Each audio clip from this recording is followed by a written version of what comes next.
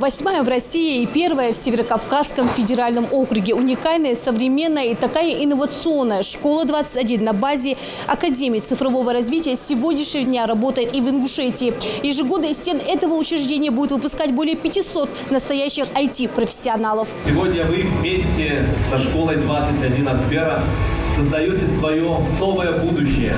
Объединяйтесь в команды, формируйте сообщество единомышленников и профессионалов. Именно они будут с каждым годом покорять новые вершины и развивать самые востребованные IT-направления. Ингушетия с этого дня уже запрограммировала свое будущее. Торжественное открытие, пожалуй, самого долгожданного объекта – школы 21 на базе Академии цифрового развития начинает свой старт.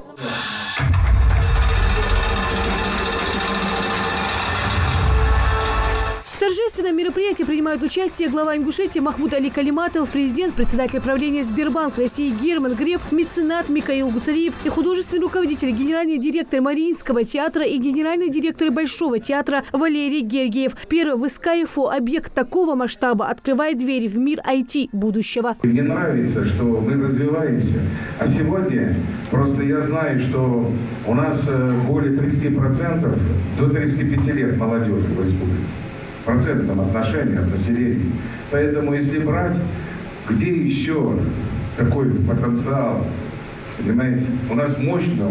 Огромное спасибо. Я сегодня хочу поздравить вас, вот те люди, которых мы сейчас видели, вы сидите в своих помещениях, там, в классах, так скажем, и я вижу, вы заинтересованы. У вас появился шанс.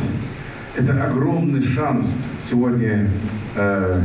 И Герман Оскарович, что говорит, и реально, который Михаил Сапарбекович сказал, сделает и сделал. Вот Андреас Фалов. Это единственная школа в мире, которая выпускает специалистов сразу же среднего уровня, так называемых мидлов. И ребята в школе 21 пользуются огромной популярностью. У нас 100% трудоустройство. И проблема заключается в том, что мы стараемся уговаривать ребят, чтобы они заканчивали обучение раньше, потому что их берут на работу раньше, до того, как они закончили школу. И порядка 70% ребят все-таки школу заканчивают, а 30% уходят работать раньше. И мне кажется, что мы обсуждали с командой, это что для Северного Кавказа, наверное, это то, что сейчас крайне востребовано. Очень большая рождаемость, очень много детей. И мы детям можем предоставить возможность бесплатного обучения в школе 21. Самое главное, мы пытались экспериментировать с какой-то платой, но сразу резко падает сокращается воронка поступающих.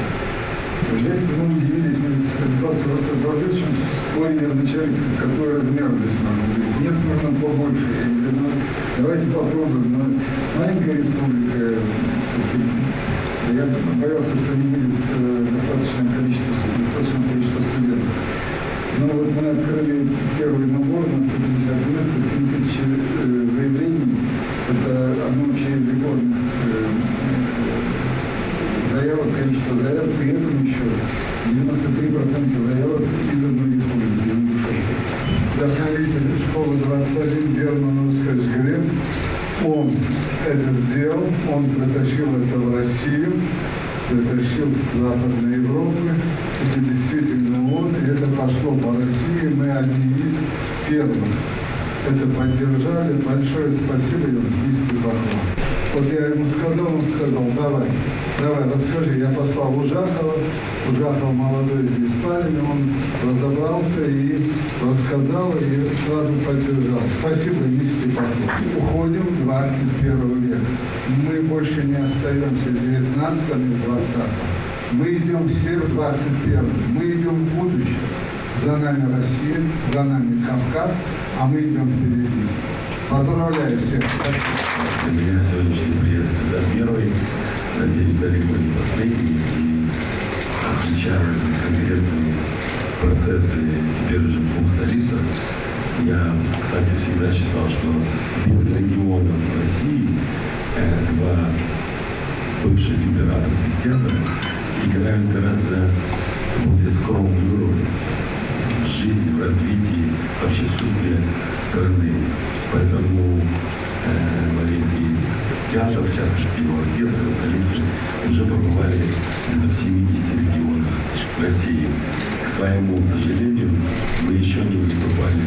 Здесь я хочу пообещать, что даже здесь, в школе, мы скоро появимся и выступим для наших друзей.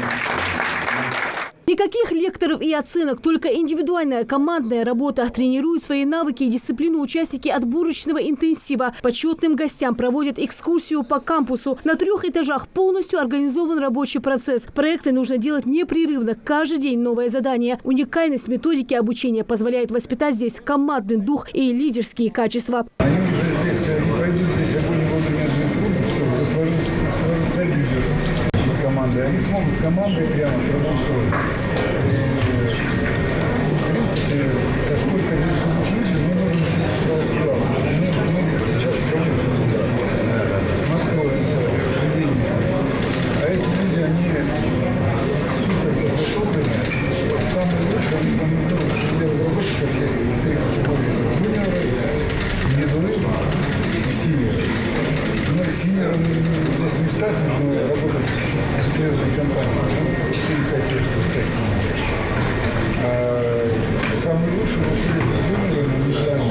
В кампусе уже больше 350 человек. Это первый бассейн школы. Процесс построен на взаимодействии студентов друг с другом. Изначально у всех разные навыки программирования. Чтобы успешно выполнить задание, они должны перенимать опыт у своих сокурсников. В конце месяца все группы должны обладать схожими навыками. Продолжительность обучения от 1,5 до 4 лет зависит от способности студента. Уникальность методики в том, что здесь одни люди учат других людей, то есть peer-to-peer равный равному. У кого-то есть чуть больше знаний в программировании, у кого-то есть чуть больше знаний в математике, кто-то знает лучше английский язык. А мы здесь создаем атмосферу, которая позволяет ребятам окунуться вот в тот мир IT, который потом ждет их в будущем уже на работе при реализации проекта. Потому что в целом IT – это, во-первых, про то, что ты учишься всю жизнь.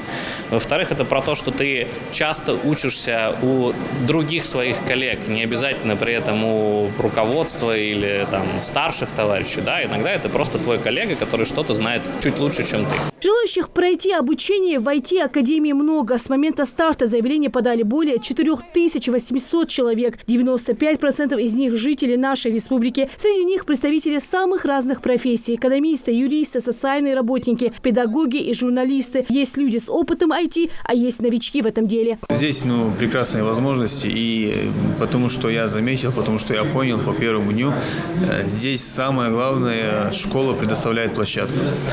То есть тебе даются задания, да, рядом сидит человек, который может быть большим профессионалом в IT-сфере. Я, например, новичок, да. Ты с ним общаешься, коммуницируешь. У нас здесь на сленге называется P2P. То есть P2P называется. То есть люди могут абсолютно без проблем собираться, ходить, да, куда угодно, консультироваться, просить помощи, там вообще не проблема. Именно школа предоставляет площадку, где собрались такие же люди, как и ты, с таким же мышлением. Я с самого детства увлекался компьютерными играми и с возрастом начал думать о том, что я в действительности сам могу создать нечто такое, во что будет увлекательно играть, но что параллельно будет приносить пользу. И у меня сложилась такая цель, что я хочу разрабатывать образовательные игры и приложения для детей. И исходя из этого начал понемногу заниматься программированием, но времени особо не было, потому что после школы поступил в университет и параллельно работал на нескольких работах, и как-то завертелось. Для меня действительно что-то новое, потому что я никогда не работал с Linux, никогда не работал в консоли, и весь этот опыт для меня совершенно в новинку. Во-первых, никогда не поздно учиться, действительно, чтобы расширить свои знания, углубиться во что-то новое, тем более сейчас достаточно много новых направлений в IT-сфере. Школа 21 Сбербанка дает на сегодняшний день 4 из самых дефицитных программ региону. Вступить в цифровое будущее удалось благодаря инициативе главы республики Махмуда Али Калиматова при поддержке группы «Софмар» Микаила Гуцериева. Потребность в специалистах, айтишниках, она вообще в любой сфере. Понимаете, как сказал Герман Оскарович, и в сельском хозяйстве, и везде, понимаете. Поэтому для нас это очень важно было. И когда такой предложение, рассуждение Михаил Сафарнеевич мне сказал, что вот Сбербанк тоже в этой ситуации поддержит, то нами было принято решение, и я вот сказал, что у нас, опять же, ребят-то у нас действительно молодежи много, а применить сферу ее, понимаете, я вам скажу, в первую очередь, это безработные у нас. У нас просто-напросто, у нас хорошие ведь ребята, у нас прекрасные девушки, молодые люди. У них есть высшее образование, и как раз дипломы есть, и специальности есть разные. Но, понимаете, применить их, понимаете, социальная ответственность, не хочу, чтобы думали другие, но всегда-то у нас как-то еще надо присмотреть за мамой, за папой, дедушкой. То есть есть некоторые еще социальная ответственность, семейная, но она все равно существует. Она, не хочу сказать хорошо и плохо, это особенности нашего народа, целого кавказского, да, это хорошо. И поэтому они, если будут специальности иметь, тем более, они могут на расстоянии работать и многое что делать. Но и с другой стороны, и выезжать.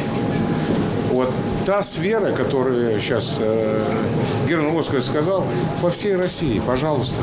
Придет время, так и еще куда-то пойдем. Поэтому для нас это очень важно. И я только могу сказать спасибо, еще раз спасибо. Кампус достаточно большой для республики, сразу 1000 студентов, это очень много. И мы увидим, что по заявкам порядка 3000 заявок на объявленные 150 мест первого отбора. Так называемый бассейн, который у нас сейчас проходит, это очень большое количество желающих ребят. И у нас от 18 до 48 лет возраст тех ребят, которые сегодня плавают у нас в бассейне, которые прошли 2 тура отбора и сейчас находятся в 3-м туре отбора. И что особо приятно, что здесь у нас сейчас уже 12% девушек. Мы особо смотрим всегда за тем, чтобы максимально удобные созданы были условия для девушек. Вот очень важно, что 12% это уже хорошая цифра для начала. И самое главное, что теперь девушки почему-то считают, что программирование, все, что касается новых технологий, это может быть сложно и не всегда женское дело, но вот здесь прекрасные студентки показывают, что ломают этот стереотип. Я надеюсь, что за ними пойдут и остальные. Вот поэтому, наверное, эти 2 вещи. Первое, это такое внимание, особое внимание президента к Северному Кавказу. Я считаю, что Ингушетия застоялась. Ей нужно идти вперед. Она не может жить сельским хозяйством. Она не может жить в прошлом. Она устала от прошлого. Она от прошлого устала, она должна идти вперед. И мы должны идти вместе с соседями нашими. И Кавказ должен идти вперед. Кавказ не может. Если вы посмотрите места в рейтинге Кавказские республики не сверху, а снизу, все причем, и Дагестан, и соседи наши, и мы тем более, да. Поэтому мы должны идти вперед. И этот шаг с его помощью мы делаем. Спасибо ему, и мы его сделали уже. И мы пойдем, не останавливаясь, и нас никто и ничто уже не остановит. Хочется поздравить наших друзей с тем, что сегодняшний день, думаю, будут вспоминать и через 5, и через 10, и через 25 лет, потому что, судя по всему, регион важный. Не потому важно, что он огромный, да? Как у нас говорят, то ли 6, то ли 8 Франции, в Якутии, да, я не считал, но не меньше. Да, я не удивлюсь, если там все 10. Вот. Но что-то дает преимущество вот, в размахе твоих территорий, а что-то дает преимущество маленьким странам, совсем маленьким, которые умеют нечто другое. И вот в Ингушетии это вдруг возникшее на моих глазах лидерство для огромного региона всего Кавказа, всего Северного Кавказа, должно дать вам огромные стартовые преимущества. Новая глава в истории образования и инноваций в Ингушетии открыта, а значит, впереди у наших ребят блестящее будущее. Для этого созданы самые современные условия. Рина Сычуева, Султан Булгучев, Магаз 24.